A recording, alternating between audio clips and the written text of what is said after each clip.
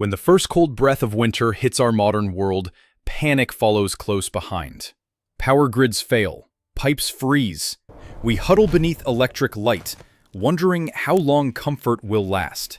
But centuries before thermostats and fiberglass insulation, there were people who met the same chill not with fear, but with understanding. Most imagine native survival as a sea of teepees rising from snowy plains. But far to the southwest, another story was unfolding. One built from clay, stone, and sunlight. The Pueblo peoples didn't chase the warmth. They crafted it. Their homes were living organisms, breathing with the earth, storing heat by day and releasing it by night, turning harsh winters into lessons in balance. While the rest of the world tried to fight the cold, they learned to live with it, using the sun's low winter arc, the silence of adobe walls, and the rhythm of communal life to outthink the frost itself. Their villages were not just shelters, but living blueprints, proof that survival could be both science and art. So tonight, as we step inside their world, we'll uncover how they defied the cold without firewood to spare, how their walls remembered warmth, and how their unity turned every freezing night into a triumph of human design. Because what the Pueblo people built wasn't just shelter. It was a philosophy carved in clay. And if you're ready to rediscover wisdom that modern life forgot, subscribe now. Because every day, we bring history back to life. When most people picture Native American winter life, their minds instantly conjure the image of teepees, standing proud against a snowy horizon. Smoke drifting through frozen air, herds moving across white plains. It's a powerful image, but it tells only part of the story. Because far to the south, where canyons carved the land and sunlight burned through blue winter skies, another civilization wrote its own chapter of survival. The Pueblo peoples. Here, the winters were deceptive. The days glowed under desert sun, but when night fell, the temperature dropped with brutal speed, turning stone hard as iron, and air so cold it sliced through fabric. There were no endless forests for firewood, no animal hides to build tents. The land itself demanded something different, something permanent. The Pueblo people didn't see winter as an enemy. They saw it as a test of harmony, a season to measure one's relationship with the earth. Their answer wasn't mobility like the Plains tribes, but mastery through design. Villages rose in tiers along cliff faces and mesas, anchored to the land like extensions of it. These weren't just shelters, they were ecosystems of cooperation. Each room held heat from the last, each wall whispered lessons from generations of observation. Every beam of sunlight, every handful of clay was a conversation between people and place, a language that transformed survival into architecture. As the snow dusted the desert and frost clung to canyon edges, the Pueblo communities endured. Not through struggle, but through synchronization. They didn't conquer the cold. They adapted, invited it in, and built warmth from within. To understand how the Pueblo conquered winter, you have to see their homes not as buildings, but as instruments of sunlight. Every wall, window, and doorway was tuned to the rhythm of the sun, like strings on an ancient instrument. Designed not for beauty, but survival. Their villages faced the rising sun, angled perfectly to catch every drop of warmth during the short winter days. In the mornings, when frost still clung to the canyon floor, the adobe walls began to drink in light. Slowly, silently, like clay awakening. By noon, the stone had stored enough heat to radiate through the night, keeping families warm long after the fire dimmed. The secret was in the material itself, a mixture of clay, sand, straw, and water. Simple ingredients that together created a miracle of thermal balance. Thick walls absorbed sunlight by day and released it after dark, acting as the first natural battery for heat. Unlike timber, which cracked and lost warmth quickly, adobe remembered the sun. It held it. Roofs were flat, catching light and insulating against wind. Windows were small, their placement deliberate. Low enough to let in winter's warmth, but shielded from summer's blaze. Doorways faced inward toward communal courtyards, where shared fires amplified collective heat. These weren't random choices. They were lessons gathered from generations of observation, of how shadows shifted, how wind moved through valleys, how stone cooled and warmed. It was architecture born from listening, not imposing. A dialogue between people and place that made every sunrise an act of survival, and every home a testament to nature's engineering. To the untrained eye, an adobe wall looks simple, a stack of earth hardened by the sun. But to the Pueblo builders, that wall was alive. It breathed. It aged. It adapted. It was more than protection from the cold. It was a living organism that held the memory of seasons within its clay skin. Each wall began with a sacred ritual of mixing, not just materials, but intention. Clay gathered from riverbeds, met straw cut from summer harvest, combined with sand and water to create a material that was both flexible and firm. When laid, layer by layer, it thickened into a thermal shield, capable of regulating the smallest changes in temperature. In winter, it trapped heat. In summer, it cooled the air inside. The genius lay in porosity, the tiny air pockets within the adobe that slowed the transfer of heat. The thicker the wall, the longer warmth lingered. Unlike modern insulation hidden behind drywall, this was insulation in its purest, most visible form, built into the structure itself. Every crack repaired after rain, every patch renewed by hand, kept the wall breathing, maintaining its perfect balance between strength and softness. Even color mattered. Darker earth absorbed more heat, while lighter clay reflected harsh sunlight. The Pueblo people didn't study thermodynamics. They felt it. They learned through centuries of watching how the earth behaved, responding with patience instead of technology. When you pressed your palm against those walls on a winter night, you could feel the day's sun still alive beneath your hand. That was the secret. Not walls that separated humanity from nature, but ones that connected the two. Silent, enduring, and warm as memory itself. Beneath the Pueblo villages, hidden from the bite of winter wind, lay the heart of their world, the kivas. Circular, sunken chambers carved into the earth, these spaces were more than architecture. They were the meeting point of warmth, spirit, and survival. When the surface froze and the air grew thin, families gathered below, descending into what felt like the earth's own heartbeat. Inside, the temperature stayed steady, protected by layers of packed soil and stone. The floor radiated the earth's stored heat, while small fires burned low and steady, their smoke escaping through carefully engineered roof vents. Even in the coldest months, the kiva was alive, a place where warmth came not just from flame, but from connection. But to the Pueblo, warmth was never only physical. The kiva symbolized the womb of creation, a reminder that life began below ground, in darkness, before rising into the light. It was where prayers for balance were spoken, where songs echoed against stone, and where the young learned that true survival meant harmony, not conquest. Every design choice held meaning. The ladder descending from the roof represented the bridge between worlds, between sky and soil, spirit and body. The circular form allowed heat to move evenly, while the thick earthen walls sealed out the cold. Gathered within, the Pueblo people told stories, mended tools, and planned the next season's harvest, turning each winter night into an act of resilience. In these underground sanctuaries, survival and spirituality intertwined. The kiva wasn't just a refuge from winter. It was a reminder that warmth doesn't always come from fire. Sometimes it rises from the ground beneath your feet, from the stories shared in the dark, and from the unity of those who gather close. In the heart of each Pueblo village, survival was never a solitary act. It was collective, woven from the bonds between families, neighbors, and generations.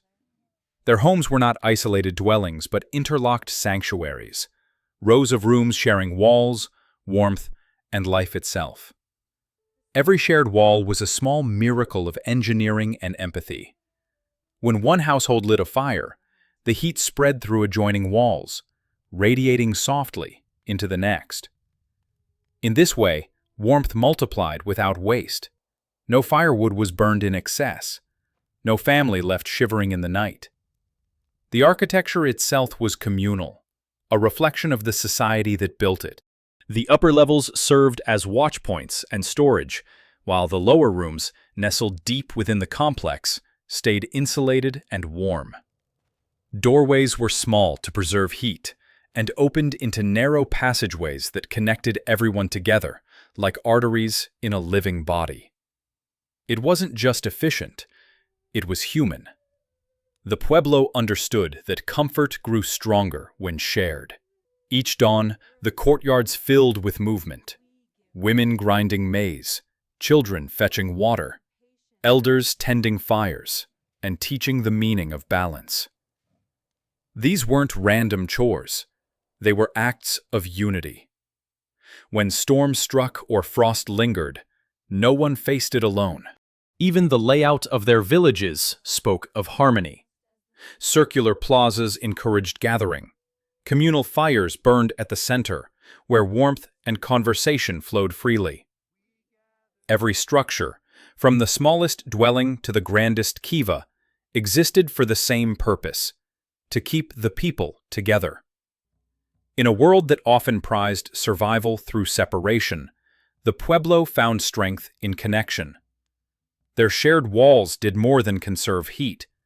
They preserved humanity itself.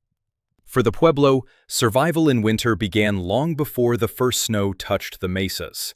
Their true mastery wasn't in reacting to the cold, it was in preparing for it. Months before frost arrived, their villages pulsed with purpose. Drying, grinding, storing, sealing. Every task carried the quiet urgency of foresight. The desert could turn cruel in winter. Crops withered, rivers froze, and game grew scarce. Yet the Pueblo people rarely starved. Their secret lay in underground granaries and stone-lined storage rooms that transformed abundance into endurance.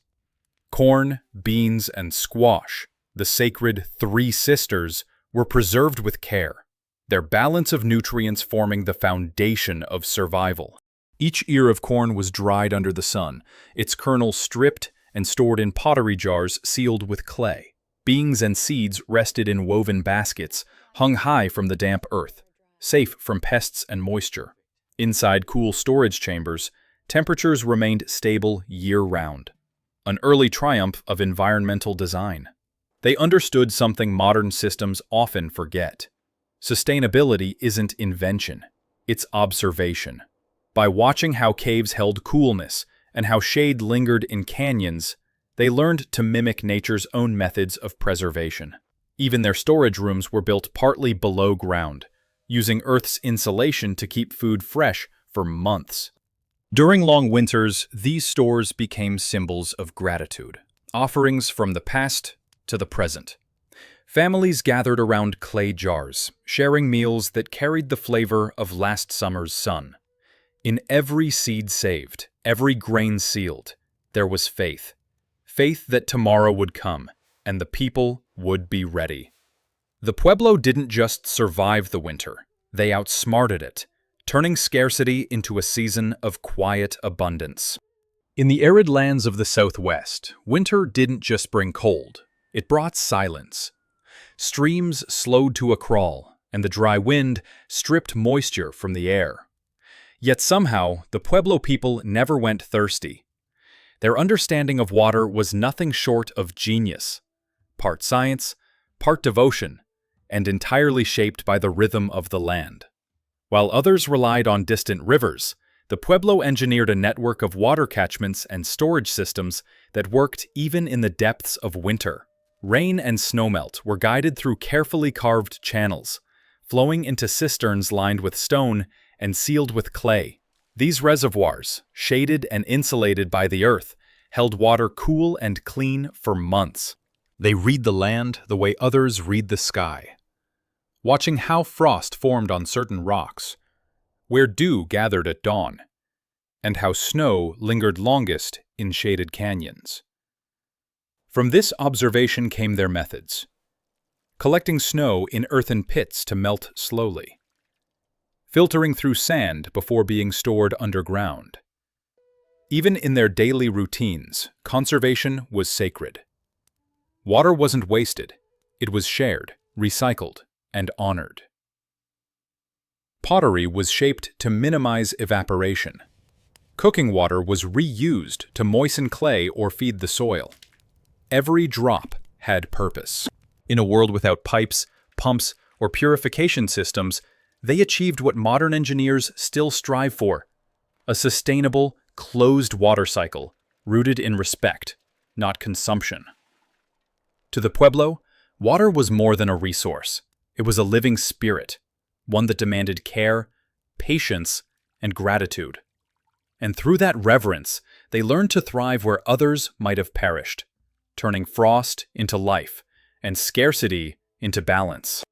While their homes mastered the balance of sun and stone, the Pueblo people extended that same genius to their clothing. Every garment they wore was born from patience, woven not just for warmth, but for endurance and meaning. In a landscape where nights could bite like knives and mornings froze the breath mid-air, what they wore was both armor and art. Unlike northern tribes who relied heavily on animal hides, the Pueblo used cotton and plant fibers, skillfully spun and woven into thick textiles. They grew cotton in sheltered valleys, harvesting it long before the frost set in, then softened, dyed, and transformed it into blankets and tunics using hand-built looms. Each thread held intention.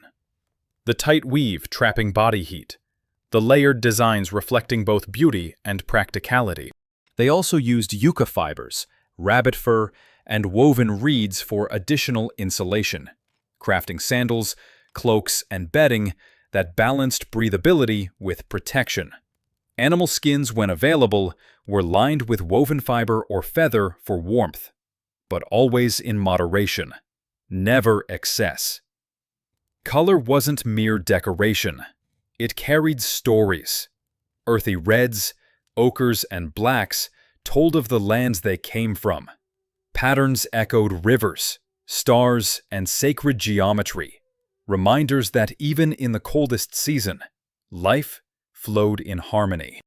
At night, families wrapped themselves in hand-woven blankets, their texture holding the scent of smoke and sunlight. It wasn't just comfort, it was continuity. Each blanket passed down was a living record of hands that spun, dyed, and wove through generations. In every fiber there was foresight. In every stitch, survival. The Pueblo people didn't just clothe their bodies against the winter. They wrapped their history, spirit, and identity around themselves, proving that warmth begins where craftsmanship meets culture. For the Pueblo, fire was more than a tool for warmth. It was a living presence, a bridge between the physical and spiritual worlds. Every flame that flickered inside an adobe hearth carried stories older than the walls that surrounded it. To tend the fire was not merely to survive the winter. It was to honor the balance that kept all life in motion. Fires in Pueblo homes were small, carefully built in recessed hearths lined with stone. They were designed to burn long and slow, using minimal wood, a precious resource in a land where trees grew sparsely. The smoke curled through roof vents that doubled as skylights, carrying prayers upward with each wisp. Fire was never wasteful, never wild. It was contained wisdom, energy disciplined through generations of experience. Around that glow, families gathered. Meals were cooked, stories passed down, songs sung in low voices that echoed against the earthen walls. Every spark reflected not chaos, but connection. The fire's warmth spread through clay and stone, touching not just those nearby, but the entire household. A heartbeat shared by all. Ceremonies, too, began with fire. In the great kivas, sacred flames illuminated dancers painted in earth tones, their shadows merging with smoke in rhythmic unity. Fire symbolized renewal, the eternal reminder that light and heat could rise even from the coldest dark. To the Pueblo, mastery over winter wasn't dominance over nature, it was partnership. Fire was their teacher, showing how strength lies in restraint, how warmth is born from balance, not abundance. Each ember that glowed beneath the desert night whispered the same truth, that survival, at its purest, is an act of reverence. The wisdom of the Pueblo people did not vanish with time. It lingers, whispering through the desert wind, waiting for the world to listen again. In an age where we rely on machines to heat our homes and technology to predict our weather, their legacy reminds us that true sustainability begins not with invention, but with understanding. Their architecture stands as a blueprint for modern eco-design. Thick adobe walls mirror today's passive solar homes. Shared courtyards resemble co-housing communities built for connection over isolation. They achieved energy efficiency without electricity, temperature regulation without fans, and harmony without excess. Their genius was rooted in humility, the willingness to learn from nature instead of trying to outsmart it. And their sense of community? That may be their greatest lesson of all. In times of scarcity, the Pueblo didn't compete. They cooperated. They built homes that shared warmth, stored food that fed all, and fires that united instead of divided. They proved that survival isn't a race for resources. It's an act of balance, trust, and reciprocity. Today, as the world faces its own winters, environmental, social, and spiritual, the Pueblo story feels less like history and more like prophecy. It tells us that progress doesn't always mean moving forward. Sometimes it means circling back to wisdom we left behind. Their villages may now stand in quiet ruins, but their teachings endure. Carved into the clay, sung through the canyons, carried in every sunrise that warms the earth. Because the Pueblo didn't just survive the cold, they mastered coexistence. And if we listen closely, their message is clear. The future belongs to those who remember how to live with the land, not above it. As the last embers of this story fade, one truth still glows beneath the ashes. The Pueblo people never feared the cold. They understood it. They danced with it. In every brick of adobe, every shared fire, and every whispered prayer beneath a winter sky, they revealed something the modern world has forgotten. Survival is not about control. It's about connection. Their legacy isn't just written in ruins or preserved in museums. It lives in every idea of sustainable design, in every community that chooses cooperation over competition, in every person who learns to live with the earth instead of against it. The Pueblo didn't build walls to keep nature out. They built homes that breathed with it. And maybe that's the real lesson. That warmth isn't something we buy or build. It's something we create together. It's in the shared meal, the steady flame, the hand that repairs instead of replaces. The Pueblo way wasn't ancient engineering. It was timeless humanity. So as we turn from their world back to ours, ask yourself, what if the future isn't ahead of us, but beneath our feet, waiting to be remembered? Because every story we uncover here isn't just history. It's a mirror, a reminder that resilience is older than technology, and wisdom never goes extinct. It only waits for listeners. If you believe the past still has lessons for tomorrow, if you feel that quiet spark of wonder when ancient hands outsmarted the cold, subscribe.